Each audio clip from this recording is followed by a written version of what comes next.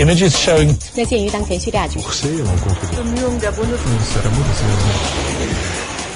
국제뉴스 한반도 정세를 한눈에 황준호의 월드 리뷰. 지구촌과 한반도 정세에 관한 뉴스들을 정리해보는 시간입니다. 밤사이 어떤 뉴스 들어와 있는지 국제뉴스 전문 캐스터 황준호 기자 연결해서 알아보겠습니다. 국민TV 라디오 청취자분들을 위한 대한민국 최고의 민간 싱크탱크 김광수 경제연구소의 특별 이벤트. 12월 31일까지 경제시평의 1년 구독 회원이 되시면 부동산 보고서 6부를 보실 수 있는 3만 포인트를 적립해드립니다. 031-908-0172 검색창에 김광수 경제연구소를 검색하세요. 김철기 조합원 신청 광고입니다. 국민TV와 함께하는 핸드폰 쇼핑몰 T3010 조합원에겐 최대 27만 원까지 할인해드리며 판매금의 일부는 미디어 협동조합 국민TV에 후원됩니다. 검색창에 T3010을 검색하세요. 국민TV와 함께하는 핸드폰 쇼핑몰 T3010 문의는 070-7663-9386 070-7663-9386 황준호 기자님 안녕하세요. 예, 안녕하십니까. 네, 국민TV 합격을 축하드립니다. 예, 감사합니다. 부족한 사람 뽑아주셔가지고. 제가 뽑은 건 아니고요. 네. 여러분들한테 감사드립니다. 예. 자, 미국 중앙은행이죠. 연방준비제도. 여기서 이와 관련한 중요한 뉴스인 것 같아요. 밤사이 들어온 소식 어떤 게 있었습니까? 예, 연준이 돈을 풀어서 경기를 살리는 양적 완화 정책에서 빠져나가는 출구 전략을 드디어 쓰기 시작했습니다. 네. 그동안은 매달 850억 달러치의 채권을 사들여서 그걸로 시중에 돈을 풀어왔는데요. 다음 달부터는 100억 달러 줄어든 750억 달러만 풀겠다, 이런 결정을 내렸습니다. 미국의 최근 경제 활동이 완만한 속도로 확장하고 있다고 평가하면서 이 출구 전략에 시동을 걸었는데요. 돈 풀기를 줄일 거라는 걸 많이 예상하고 있었지만 줄이기로 한 액수는 예상치에서 가장 적은 액수였습니다. 앞으로 실업률이 더 떨어져야 되고 또 경기 회복도 더 돼야 된다, 이런 판단 때문에 축소의 폭을 최소화했습니다. 그리고 연준은 양적 완화 축소에 따른 금리 상승 우려, 이걸 불식시키기 위해서 실업률이 목표치인 6.55% 아래로 떨어질 때까지 초저금리 기조를 유지하겠다는 점을 분명히 했습니다. 네. 미국의 동성애 잡지 에드커케이트, 여기서 예. 올해의 인물로 교황을 뽑았군요. 예, 에드버케이트라고 미국에서 가장 오래된 동성애 권익 옹호 잡지가 올해의 인물로 프란치스코 교황을 뽑았습니다. 잡지는 여전히 카톨릭이 동성애나 여성의 역할, 피임 이런 문제에서 우리하고 의견을 달리하는 것은 알고 있지만 지금까지의 어떤 교황보다도 현 교황이 성적 소수자에 대해서 열린 마음과 애정을 가지고 있다, 이렇게 선정의 이유를 밝혔습니다. 지난 7월에 교황이 동성애에 대해서 했던 발언이 그 잡지 표지에 교황 얼굴 사진하고 같이 실렸는데요. 동성애자인 사람이 선한 의지로 하느님을 찾는다면 내가 그 사람을 어떻게 단죄할 수 있겠나 하는 문구였습니다. 네, 교황이 동성애에 찬성하는 입장은 아닐 텐데요. 그렇습니다. 프란치스코 교황은 동성애를 명백히 반대하는 분입니다.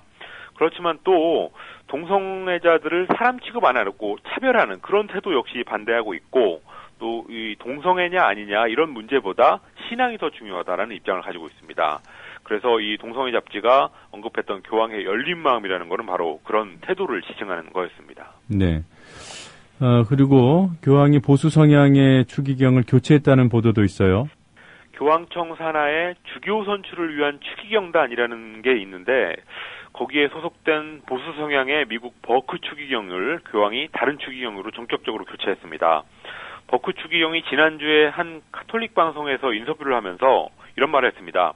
교황은 우리가 결혼은 남자와 여자가 하는 것이라고 지나치게 강조하고 있다, 이렇게 얘기를 하지만 나는 결혼은 남자와 여자가 하는 거라는 점을 반복해서 얘기할 수 있다, 이렇게 좀 교황에 도전하는 태도를 보인 게 이런 이번에 교체의 원인으로 분석되고 있습니다.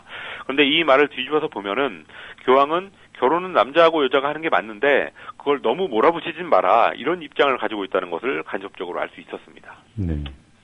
자, 일본 정부 얘기군요. 블랙 기업, 이른바 젊은이를 쓰고 버리는 이런 행태를 지적하는 용어가 블랙 기업인가 보죠? 예, 블랙 기업이라는 것은 일자리 사정이 나빠서 쉽게 회사를 떠날 수 없는 그런 젊은이들을 희생양으로 해가지고 장시간 노동을 강요하고 임금을 제대로 안 주는 그런 기업을 뜻하는 일본식 용어입니다. 일본 후생노동성이 이런 사업체 4천여 곳을 적발해서 시정을 권고하고 그걸 고치지 않을 경우에 회사 이름을 공개하고 검찰에 수사를 의뢰하기로 했습니다. 보니까 음식점 같은 접객 오락실 그리고 택시 같은 운수교통업체가 많이 이번에 이름이 올랐는데요. 한 달에 80시간 이상 초과 근무를 시킨 기업도 있었으니까 이걸 주 5일 근무로 계산을 해보니까 하루 평균 4시간 정도를 계속 더 시켰다는 얘기입니다. 네. 그리고 얼마 전에는 일본의 호텔에서 한국의 대학생 인턴들을 공짜로 쓰고 있다 이런 실태도 드러났었는데요. 근데 일본 같은 이 경제선진국에서도 이런 일이 비일비재하다면 다른 나라에서는 과연 어떨까 이런 생각도 드는 소식이었습니다. 네. 미국의 국방정책에 가장 영향을 끼치는 사람, 중국의 시진핑 주석으로 평가됐군요. 미국 국방 전문지 디펜스 뉴스가 미국 국방 정책하고 국방 예산에 가장 큰 영향을 미치는 인물 100명을 뽑았는데요. 시진핑 중국 주석이 1위를 차지했습니다. 그리고 2위는 수전 라이스 백악관의 국가안보보좌관이었고 그 뒤로는 미국의 국방장관, 국무장관, CIA 국장 순이었습니다. 미국이 중국을 얼마나 위협적인 존재로 보고 있는지 이것을 알 수 있는 대목이었습니다. 오바마 대통령은 순위에 빠져 있어요? 예, 제가 리스트를 보니까 100위 안에 아예 들어가 있지 않던데요. 네. 아마도 이 오바마 대통령이 들어가면 군 최고사령관이니까 당연히 1위라서 처음부터 아예 빼고 순위를 매긴 것 같습니다. 그 외에 북한의 김정은 제1위원장이 58위를 차지한 게 눈에 띄었는데요. 생각보다 순위가 낮았습니다. 미국의 동북아 국방정책이라는 게 근본적으로는 중국 견제를 위한 거고 북한은 그 하위 변수에 불과하다는 생각이 반영된 순위 같습니다. 결국은 미국이 북한의 핵과 미사일 위협에 대해서 목소리를 높이는 거는 사실은 그게 중국 견제를 위한 명분일 뿐이지 실제로 그게 국방정책에 영향을 미치는 요소는 아니라는 것을 간접적으로 보여주는 순위였습니다. 네, 박근혜 대통령이나 아베 총리는 순위에 없었습니까? 박근혜 대통령은 없었고요. 아베 총리하고 이란 대통령 이런 분들은 있었습니다. 네. 자, 러시아가 신형 대륙간 탄도미사일을 내후년까지 실전 배치하겠다 이런 입장을 밝혔군요. 러시아의 전략미사일군 사령관 카라카예프 대장이 밝힌 내용인데요.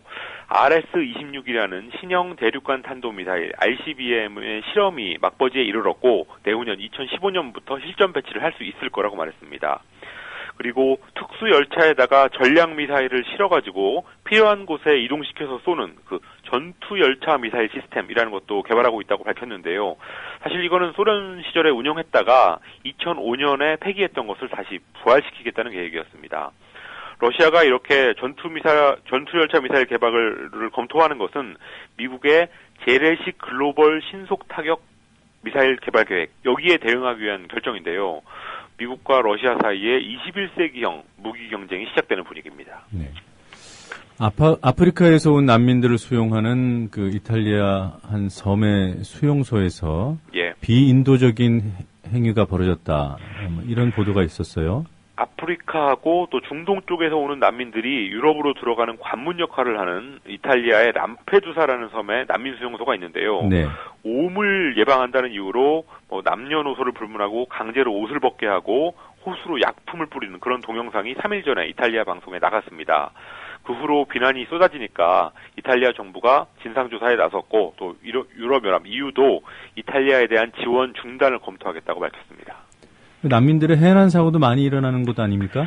그렇습니다. 아주 작은 배에 수백 명의 사람들이 타고 바다를 지중해를 건너면서 침몰 사고가 많이 일어나서 1988년 이후에 지중해에서 죽은 난민이 약 2만 명에 이른다는 통계가 있었습니다. 가장 최근에 일어난 사고는 지난 10월에 있었는데요. 난민선 2척이 뒤집혀서 400명이 숨졌습니다.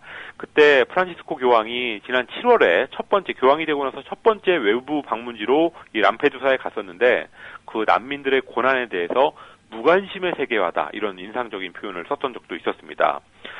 이탈리아 당국의 비인도적인 행위는 지탄받아야 마땅하지만 그렇지만 또 난민 문제에 대한 이탈리아의 고민도 이해되는 측면이 조금 있습니다.